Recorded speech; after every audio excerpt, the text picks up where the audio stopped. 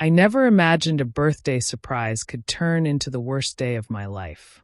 It was supposed to be a celebration, a day filled with laughter, love, and everything good a marriage stands for. But instead, it became the day my heart broke in silence. My husband, Daniel, had always been the man everyone admired. Hardworking, charming, focused. He worked at a finance company, and for years, I watched him climb the ladder, earning the respect of everyone, especially his boss, Madame Ruth. She was a powerful woman, bold, confident, and unmarried. At first, I admired her. She seemed to believe in Daniel's abilities more than anyone else did. She'd call him even on weekends, sometimes late at night, talking about urgent reports. I used to joke that she was practically part of our family now. He'd laugh it off and tell me not to overthink things. But as months passed, something in him changed. He became distant. He no longer hugged me the same way. He'd come home tired, distracted, always talking about pressure from work. I told myself it was just stress, that maybe he needed space. I never imagined what was really going on. Then came his birthday. A few days before, I asked what plans he had so I could prepare something special at home. He smiled and said, "Babe, don't worry. The office is throwing a little surprise for me after work. I'll come home late."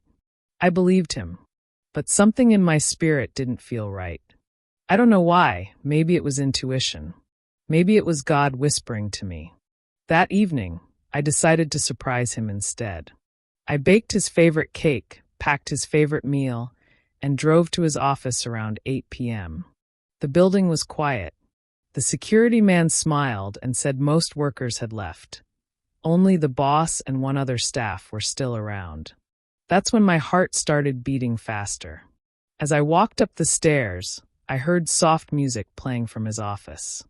It wasn't office music. It was slow, romantic jazz, the kind he played when we first met. The door was slightly open. And there, in the dim light of his office, I saw the last thing I ever wanted to see. My husband was kissing his boss. Not a friendly peck. Not a mistake. A long, deep kiss, the kind that told me this wasn't their first time. I froze. The cake in my hand nearly slipped. They didn't even see me at first. I stood there, numb, feeling my entire world collapse in a single heartbeat. When he finally noticed me, he jumped up, stammering, "Wait, it's not what you think." His boss just looked at me, calm, unapologetic, adjusting her dress like nothing had happened. I didn't scream. I didn't throw the cake. I didn't cry. I simply placed the food and the small gift I had brought on his desk and said, "Happy birthday, Daniel. You said your office was planning a surprise. I guess this is it." And then I walked away. I remember stepping into the cold night air, trying to breathe. The cake I baked with love, the effort, the years of trust, all felt meaningless. That night, I didn't go home. I drove to my sister's place and cried until there were no tears left. The next morning, he called over and over again. He sent long messages saying it was a mistake, that his boss took advantage of him, that it meant nothing. But I didn't reply.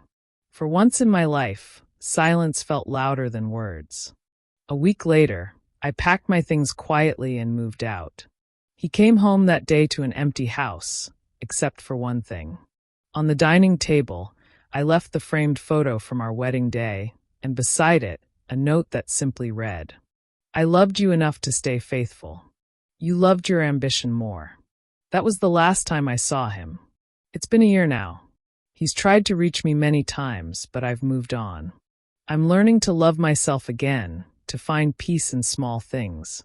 Morning walks, laughter with friends, the beauty of silence. Sometimes healing isn't about closure from them.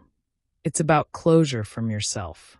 And if you're listening to this and you've been betrayed, please remember this. You don't have to shout to be strong. Sometimes, walking away quietly is the loudest message you can ever send.